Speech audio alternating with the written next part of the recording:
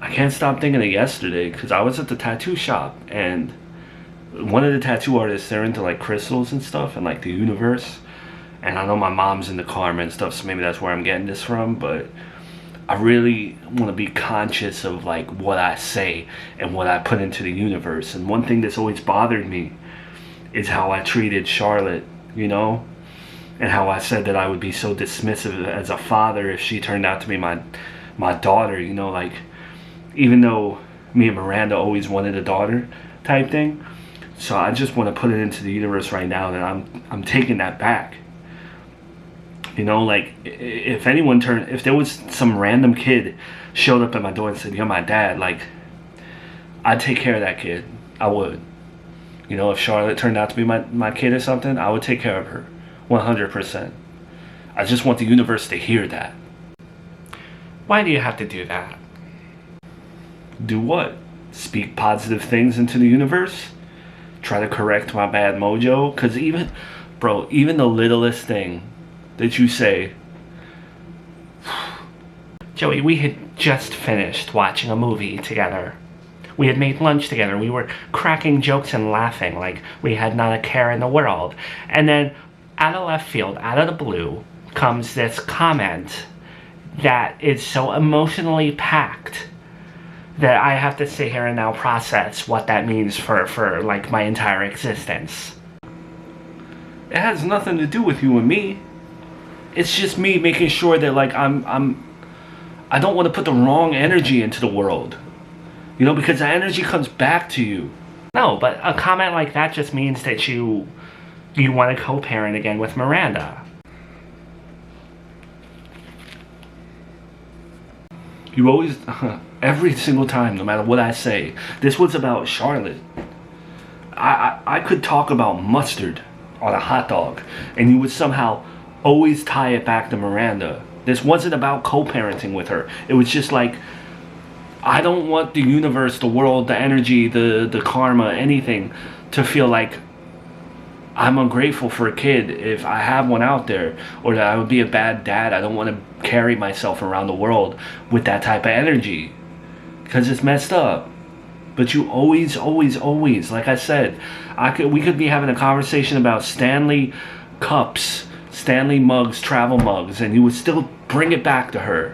No, but I'm saying like if hypothetically you had turned out to be the father of that baby. Charlotte, not that baby, okay? Even though we're not related, we'd still refer to people as their names.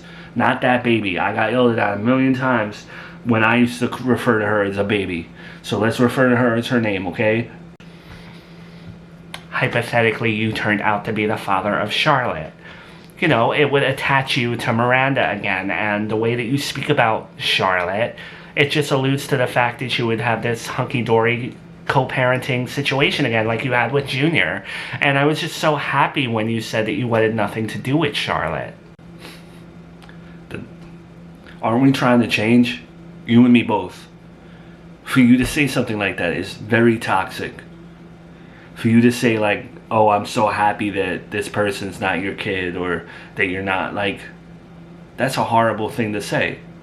It's a toxic thing to say. You still, like, you personally still have that negative, jealous energy, and you gotta get rid of that. I got rid of it. Like, if I found out, I'm saying her name, so brace yourself. If I found out that Miranda was dating a new man, and he was like 6'6", muscular, full head of hair, this and that, way wealthier than me, more charismatic, looked like George Clooney or something, rides a motorcycle, I don't know.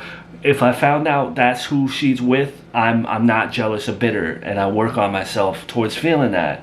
You still, even though you say you're her bestie, you still harbor those negative feelings towards her.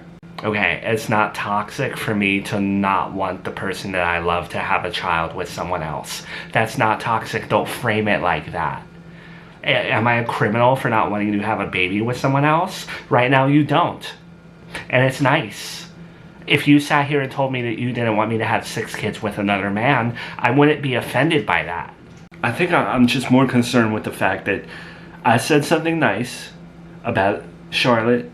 I put it into the universe, yo. if she was somehow my kid, or if there was an orphan that wound up on my step, I would step up and be a good dad. I said something very positive, something that I think anyone should say if they have the capability to watch a child.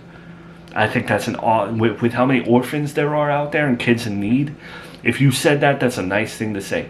That's what I said. That's all I said. And you were still getting tremendously worked up over such a nice statement. You're getting worked up. I don't get that. You know why I get worked up? Like, was that even a comment that I needed to hear? Why couldn't that have been an inside comment? Like, what value did that bring to me? Just literally. Everything I say has to have value to you. No. What value? Literally, like I said, we just finished watching a movie.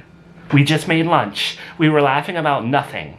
And then, complete turnaround. You make this comment that you know is going to deeply affect me. I know you're jealous. I know you have feelings towards Miranda. And I know that no matter what you say, you will always have those. And that's why I did not necessarily bring her up. Did I think that you had those same feelings towards a baby, towards Charlotte? No, I didn't think that. I didn't think that it would deeply affect you for me to say, like, you're working me up. For me to say I would take care of a kid. No, I did not think that would deeply affect you and make you rile you up and set you off. I thought you'd be like impressed by it. Why are you even thinking about something like that when we're having like a beautiful day? Like, we walked the dog. That's just the type of person I am. I don't think I have ADHD or anything like that, but thoughts go in and out of my head all day. I'm a very introspective person. I'm constantly thinking like deep and no matter what I'm doing. I could be playing basketball and in the middle of the game I'm thinking about like the time my mom couldn't afford to put dinner on the table or something. You know, like that's just my mind. I'm introspective like that. No, you're not. What you call introspective and what you call deep, it's just a lust for a woman that doesn't want you. You don't love Charlotte. You don't even know the baby. You've never like watched or cared for the baby, Charlotte. And like, so for you to say like, oh, I would have taken care of her, how do you know that? You don't even know her. You have this notion of like, I want to take care of a baby that belongs to the woman I used. So now you're going to tell me what's going on in my head and what I feel. And again, I just told you that I'm a very deep thinker, a very introspective thinker, and you still somehow brought it back to Miranda. So I'm not crazy about that. But you're crazy for just always tying things to her. And no disrespect, but you're sitting here arguing with me like we're in high school. You argue like you're in high school. The way that you like come at me with things. I literally was having a nice conversation. I thought you would be impressed by me saying that I would take care of a kid that I just found out was mine or something like that. I was just trying to like, I don't know, whatever. Not for clout, but still, I just thought like, never did I think this would be a reaction. It's like a fight in high school. You're not gonna make me out to be crazy, because I'm not. The fact that, like, I'm allowed to get upset when you randomly bring up these, like, deep things that have nothing to do with our relationship. Hold on. Look, I'm not trying to put you down. I'm not trying to hurt you and make you upset. I'm genuinely not. That's not the... I know you think that. I know you think, like, I try getting under your skin with Miranda and stuff, but that's really not my intent. I need you to realize something real quick. I am not, and I never will be, Charlotte's father. So this whole conversation, we just wasted probably, 12 to 13 minutes. 12 to 13 minutes. One scene between you and me talking right now. 12 to 13 minutes. We are talking about something that is never going to happen. That's never going to come to fruition. This was a hypothetical situation. And I was just saying like, yo, look, I'm trying to step up. I'm trying to be a good dude. If this happened, I would step up and take care of my kid. But it's not going to, because Brian is her dad. Yeah, but with the way things go in this world, what if you were? What if you happened to be the father of Charlotte? It can't happen. There was a paternity test taken months ago, years ago, whatever. I'm not her dad. So you coming at me with a hypothetical. I came at you with a hypothetical. Neither one of the situations matter.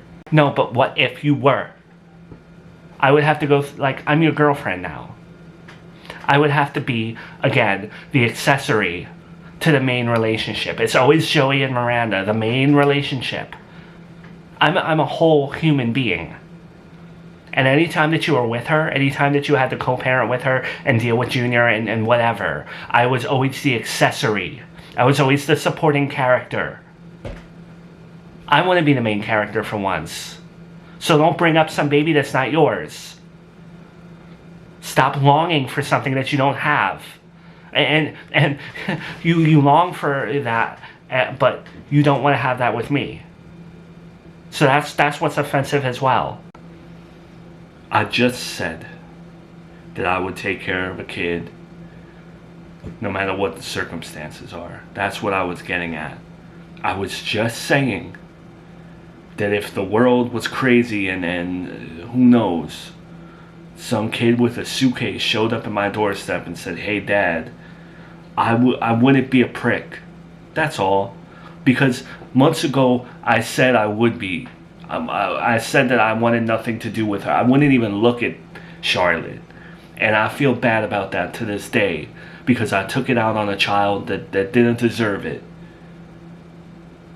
That's all I was saying. I was just saying that. Okay, well, don't just say. Because when you just say something, sometimes those have implications. Sometimes the words that you say carry a lot of weight to the person that you're delivering them to. I understand the phrase like, I'm not responsible for someone else's feelings. Well, when you're in a relationship, you kind of are. I don't sit here and talk about how much I love Harry Styles and how much I love a nice full head of hair. I don't long for that.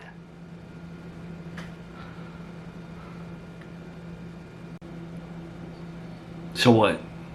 You don't like that I shaved my head? That I'm bald? That bothers you all of a sudden? Mrs. I'm obsessed with Joey? Mrs. I'm obsessed with Joey so much that I don't have my own identity and I act like I'm in a relationship from the 1940s? It bothers you that I shaved my head? We're gonna be that, what, shallow? If you're gonna sit here and ask me if I don't like whether or not you're bald, then I'm gonna sit here and ask whether or not you don't like me because I'm not Miranda. It's the same thing. Can I just, like I said that I wanted to take care of, any kid that came my way to kind of like impress you. To kind of like show you, hey, like, I'm not that dude that I used to be. I'm not the dude where, the switching babies in the hospital to avoid fatherhood or faking paternity tests on you. I just wanted to like impress you a little bit. That should show how like the dynamic changed, right? Because it's always been you trying to impress me. Well, for once I tried to. You didn't find it like a little impressive that I made that turnaround? That I changed my whole tune on how I would care for a child, a surprise child? Like hypothetically, like if you got pregnant tomorrow, I'd step up. You didn't take it that way at all? No. I maybe to someone else it would be admirable. Maybe your audience likes to hear, oh my God, he would take care of he would step up and be a good dad. That's cute. Good for them. I don't want to hear that. I want to hear that you would take care of our kids if we had them. That's what is attractive to me. That's what stimulates my brain. Not, oh my God, if I had a baby with Miranda, I would so take care of it. Sorry, that doesn't, it's not exciting to me. Sorry. But that's what I was saying. I'm saying like, no matter what child, no matter what surprise child, I'd step up. I love you, Melissa. Forget everything we just said. I love you. I do. Okay? I don't want to fight with you. Right now, you're my girlfriend. And I love you to pieces. And I want you in my life. And I have points throughout the day where I'm obsessed with you, despite whatever conversation I bring up. Do you? Because when you say things like that, it doesn't feel like it just feels like I'm here. And it doesn't feel like you love me. It just feels like I'm a placeholder, like always. And I'm more than a placeholder. I'm a whole human being. I'm not a supporting character to your main narrative with Miranda. I'm trying to be a whole person. And you don't make that easy for me when you make me feel like I have someone else to compete with. Baby, I'm not trying to get you to compete with nobody. You're not competing with anybody. You're with me. I love you. You don't have to compare yourself to no one else. This is all because I said I would take care of... Like, come on. You're at the table with me. Like you just said, we spent the day, we watched a movie, we had lunch together, we had a nice, cute date day. I'm sorry I said what I said, but, like, you don't have to compare yourself to no one no more. You don't. Stop comparing yourself to Miranda. Stop comparing yourself to my ex. Really. You're here. You are a whole person to me.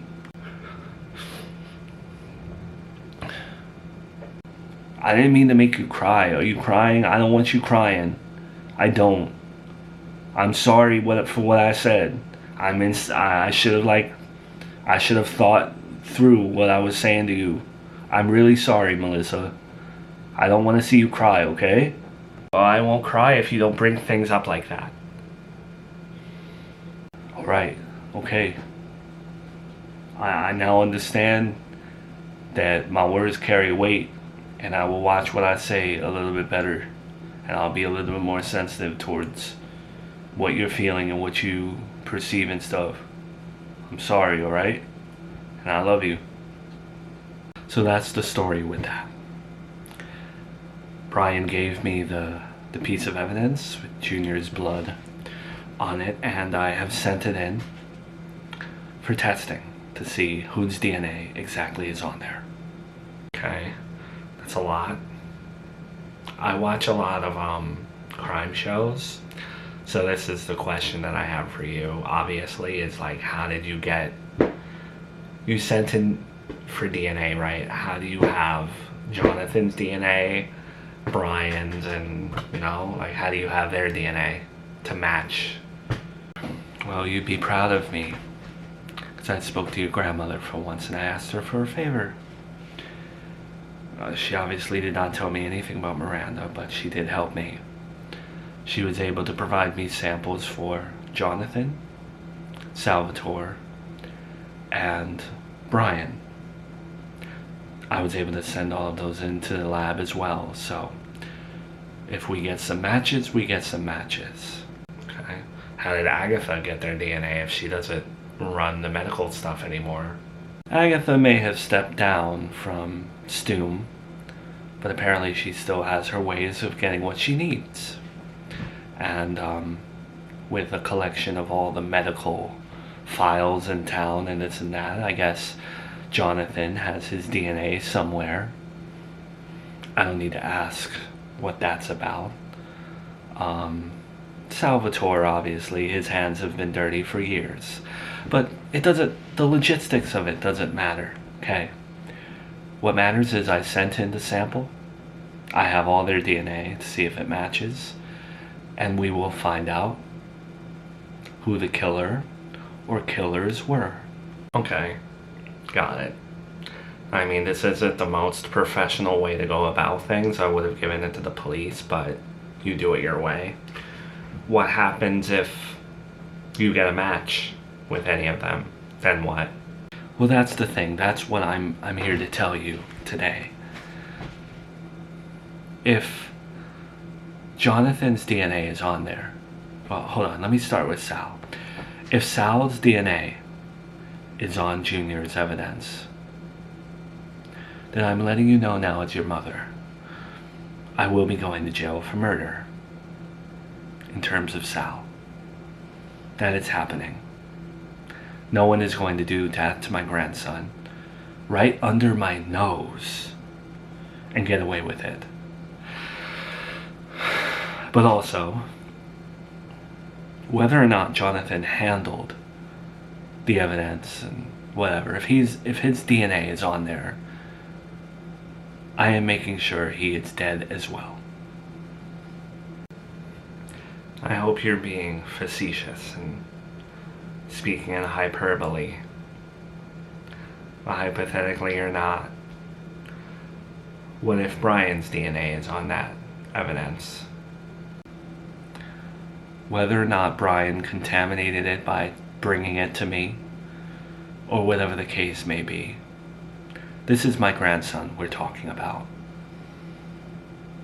So yes, I would kill Brian too. All three of them.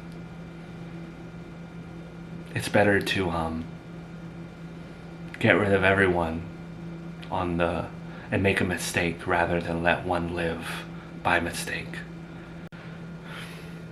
I really hope it's my mother. You're not being serious, that you're not talking about murder like this. I am, Gabby. I am. I'm sorry, but I don't have anything to live for after what happened to Junior. And you'll be okay without me if I rot in prison. It's only fitting that I go to prison too. All the moms will be in jail. Just how Miranda wanted it to be, right? If anyone had a hand in my grandson's murder, they don't deserve to live. And no one is going to take their life away. So sometimes you have to do the work yourself. You know that I can't sit here and condone this talk. This is ridiculous, absurd to hear you speak this way. I know you don't approve. Hopefully no one's DNA is on there and I don't have to kill anyone. But something tells me that's not going to be the case. I'm sorry, Gabby. You knew that I was going to let you down one day somehow. But at least I didn't let you down because of something I did to you. And that I'm proud of. Forget about morality for a second. What about me losing my mom? And you being locked up for the rest of your life?